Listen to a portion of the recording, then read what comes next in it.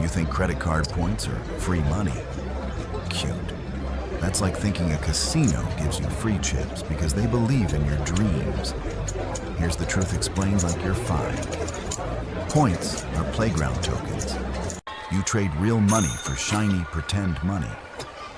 The pretend money looks huge. And then the playground changes the rules, the prizes, and the exchange rate whenever it wants. If banks were actually giving away money, their buildings would be made of cardboard. Instead, they're made of marble, glass, and your impulsive Amazon purchases at 2 a.m. And I know what you're thinking. Not me. I'm smart. I pay in full. I never carry a balance. I just collect bonuses. Congratulations. You are the one sober person at a frat party. Enjoy watching everyone else set the kitchen on fire. Because the point system isn't designed to make you rich. It's designed to make you feel rich while you spend more. And it works because it hijacks 3 parts of your brain. 1, the I'm winning brain. 2, the future me will deal with it brain. 3, the it's only a little more brain. Banks don't sell points. Banks sell permission. Permission for you to spend tomorrow's money today. With a smile. So today we're doing 3 things. First, where points actually come from, who pays for them. Second, the part that feels like a scam, because it kind of is. And third, the simple rules to use points without becoming the product. Because yes, you can win this game. But only if you stop playing it like a fan. And start playing it like the dealer. All right, let's open the machine. Where does the free in free points come from? There are 3 point printing presses, and none of them are magic. Printing press number 1, swipe fees. Every time you tap your card, the merchant pays a fee to the card network and the bank, not you. The merchant, which sounds great, until you realize the merchant isn't a charity. So the merchant quietly bakes that fee into the price of everything. Meaning, even if you use cash, you're still helping fund someone else's points. You're basically sponsoring a stranger's free vacation with your overpriced sandwich. Printing press number 2, interest. This is the big one. If you carry a balance, the bank charges you interest. And the interest rate isn't a little annoying. It's loan shark in a suit. Here's the explained like you're 5 version. You borrowed a toy. The toy costs $100. The bank says, no problem, just pay me back later. Then every month you don't return the toy gets more expensive. And somehow, you still don't return the toy. That's not an accident. That's the business model. Printing press number 3, breakage. Breakage is a polite corporate word for you earned rewards, but you didn't redeem them. Or you redeemed them badly. Or you forgot. Or the points expired. Or the program changed. Or the airline suddenly decided your points are now worth 3 Skittles and a handshake. Banks love breakage. Because when you don't redeem, they keep the money. When you redeem poorly, they keep most of the money. And when you redeem well, they adjust the value. Now here's the uncomfortable part. Most point systems are built to reward behavior that makes you spend more. Not smarter, more. They sprinkle multipliers like confetti. 3x dining, 5x travel, 10x on Tuesdays if Mercury is in retrograde. And you start making decisions like, I wasn't hungry, but it's 3x points. Congratulations. You just paid extra to feel like you saved money. This is the core illusion. Points make spending feel smaller because your brain doesn't see $47. It sees 470 points. And 470 points doesn't hurt. It's not money, it's monopoly. So if points come from swipe fees, interest, and breakage. Where's the scam? The scam is in how points are valued, how they're redeemed, and how the rules are quietly designed to make you lose. Let's talk about the 3 traps nobody explains until you're already trapped. Trap number 1. The points are not a currency. They're a coupon with mood swings. A real currency has a stable exchange rate. Points do not.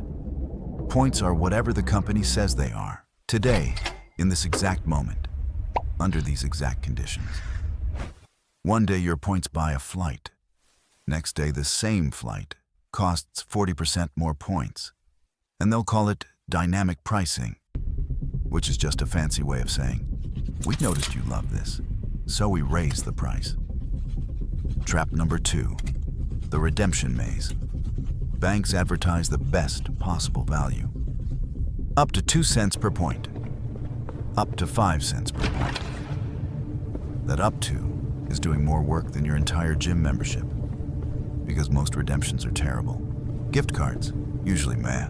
Merchandise, overpriced. Shopping portals, convenient, and conveniently low value. Statement credits, often the baseline, and sometimes not even great. And then they dangle the carrot, travel, transfers, sweet spots, partner awards. Basically, they turn rewards into a part-time job. So you tell yourself, I'll figure it out later. Later becomes never. Never becomes breakage. Breakage becomes profit. You become the business plan. Trap number 3, the multiplier trap. This is the sneakiest one because it feels like optimization. You start routing life through the card. New phone. Put it on the card. Dinner out. Put it on the card. Subscription you don't use. Put it on the card anyway. And slowly you shift from, I buy things I need, to, I buy things that earn points. It's the moment the system wins. Not because you paid interest, but because you spent more than you would have without the points. Let's do a simple reality check. If you're earning 2% back in points, and you spend 20% more because it feels rewarding, you didn't earn 2%. You lost 18% with sparkles. Now, before you rage quit and cut up your cards like a dramatic movie scene, here's the twist. Points aren't evil. They're just honest about one thing. They reward people who are already financially stable, and they punish people who aren't. So the real scam isn't just the points. It's the story sold to normal people. That everyone can win. No, not everyone can win. Because the same system that gives a free flight to a disciplined payer extracts rent from the undisciplined payer. So what do you do if you're a normal human who sometimes has emotions and buys things? You use the system like a tool, not like a lifestyle. Here are the rules. They're boring, which is why they work. Rule number 1, if you ever carry a balance, points are canceled. Period. No debate. No, but I'm almost done paying it off. If you're paying interest, the bank is taking back your rewards with a flamethrower. Rule number 2, your point strategy must be automatic, not emotional. 1 or 2 cards max. If you need a spreadsheet to get groceries, you're not optimizing. You're coping. Rule number 3, treat points like a discount, not income. If points made you money, you'll spend it. If points discounted a purchase you already planned, you win. Rule number 4, only chase a bonus if you were already going to spend that amount. If the bonus makes you buy extra stuff to hit the minimum spend, you didn't earn a bonus. You bought a bonus. Rule number 5, redeem quickly and simply. Points are a melting ice cube.